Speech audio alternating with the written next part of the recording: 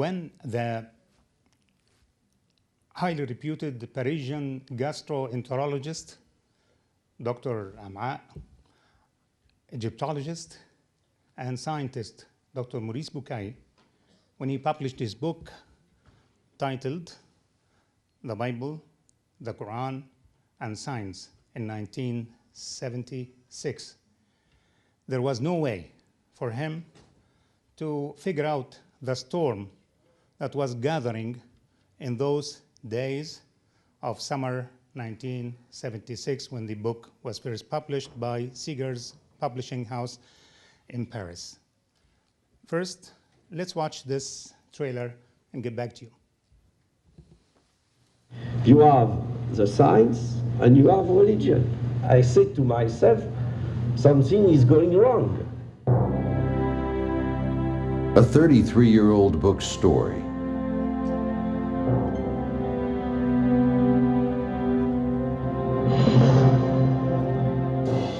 هذا الكتاب أثر غضبا شديدا. هذا أعطاني فرصة لمعرفة فكر موريس بوكاي أكثر. وجد أن القرآن ليست فيه ثمة شائبة فيما يتعلق بالعلم الحديث. Oui, certains chrétiens pensaient qu'il était musulman. ردة فعل المسلمين وترحابهم الكبير بكتاب الدكتور بوكاي لها كذلك علاقة بنقد الجمهور الفرنسي الكاثوليكي له. وقعت قطيعة بين موريس بوكاي ووسطه. 1300 آية تتكلم عن العلم والعلماء.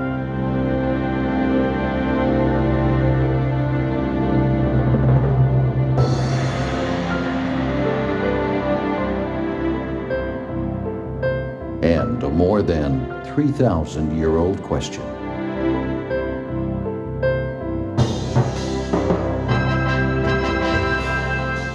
Who is Moses Pharaoh?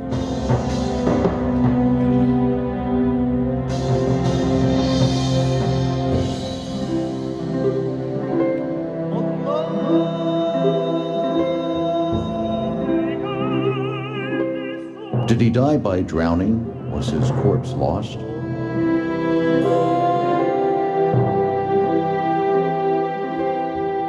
If rescued, where is it now?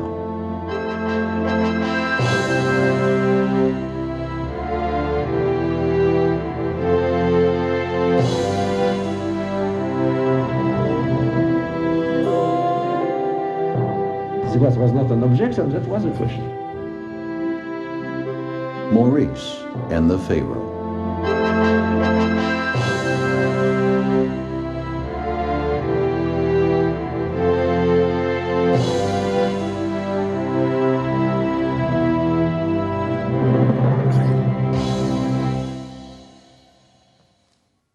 Half of my documentary, Maurice and the Pharaoh, is about Maurice. We get here to examine the controversy he found himself into and how his genuine passion to probe a proposed compatibility or incompatibility between science and religion, which is a very touchy subject, of course, and not surprisingly that this debate went on and on until today. For 33 years, this debate has been on, and if you follow a lot of websites on the internet, you will find that debate is still flourishing, actually.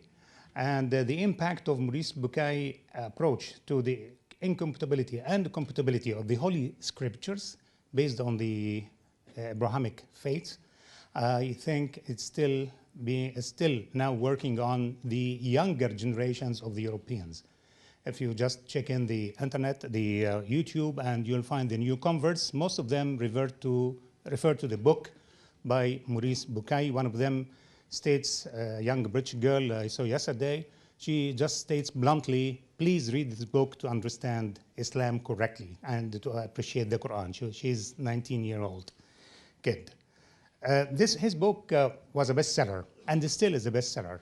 Last year I visited the Seeger's publishing house in Paris, and they told me it's about the 22nd edition today. It's still a bestseller in France. It won the Golden Award in 1986.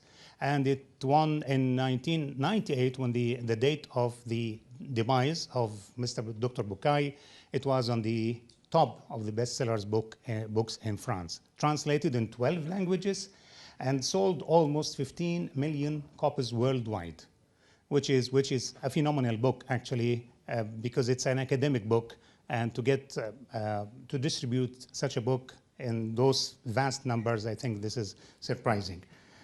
As a documentarian, I managed to preserve kind of balance between Bucaille's vision, because I had to show what Bucaille thought of the Holy Scriptures only in the relationship to science, and strictly and solely on scientific facts, not theories, not hearsay or quasi-scientific stuff. Pure science, proven and tested in the lab over the last few hundred years in man's quest to understand nature and to find out more about his position in the universe.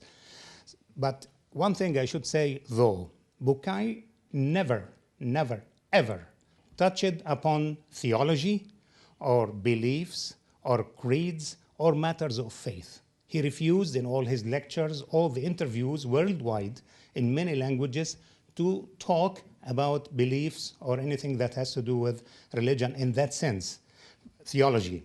He only confined himself to the scientific research, pure scientific research, and how the Holy Scriptures be compatible or incompatible with science. In this sense, we appreciate Bucaille's work. Of course, there are many different views from this side or that side about that. This is the controversy I have been referring to. And the controversy never abated, it's still there. And Bucaille, in his life, he suffered a lot from this controversy and misunderstood in France for a long time. But as you see in the film, you will see in the film, inshallah, that I succeeded in interviewing one very close friend of his and also another collaborator, Professor Muhammad Talbi, who worked on a book with him entitled Reflections on the Quran, published in French in 1989. Both of them worked on that book, and I managed to see him to interview him in Tunisia, as well as in Paris. I met our father Michel Lelon, who is the head of the Christian Islamic Understanding Committee, which is the highest committee in France of interfaith dialogue, for interfaith dialogue. And he gave me one copy of his latest book about this subject. And he was very candid about Bucaille too.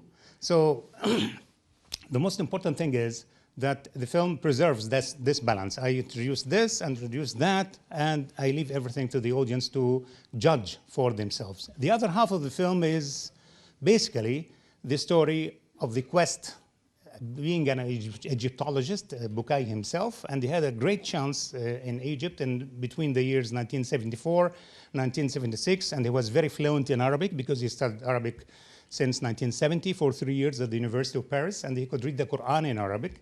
And he read the Quran mainly in order to understand in his quest to understand the Holy Scriptures. So the Bible, Torah, and the Quran are there in his life for a very long time.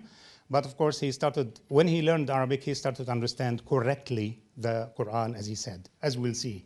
So he wanted to answer that question during those 2 years in Egypt, and he had all the doors all open for him to help him to find out how to identify the Pharaoh of the Exodus. One last two things. The first thing is, please turn off the mobiles or turn them to the silent mode, because they are quite irritating, as you understand, when the film is on. The other thing is, we'll stay until the very end of the credits, because I promised the composer that I will convince the audience to stay, to be a little bit patient till the film is over, and to enjoy the credits, and also to see the input, how much input were put in these two films that took us about 2 years to finish. Thank you very much, and there will be a book, inshallah, that we will advertise. It's entitled Maurice and the Quran. It's based on the story of Maurice and how he understood the Quran, and also based on the story of the films, and has unique stuff that has never been published before. And I would advise you to check the website, bucaillelegacy.com, and you have in the press kits that you have in your hands, I can see.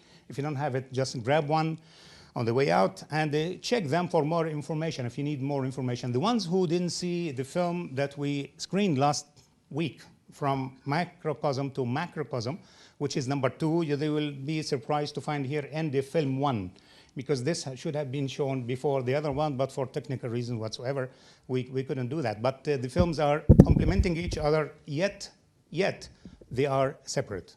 They are open and shut case, as they say. Thank you very much.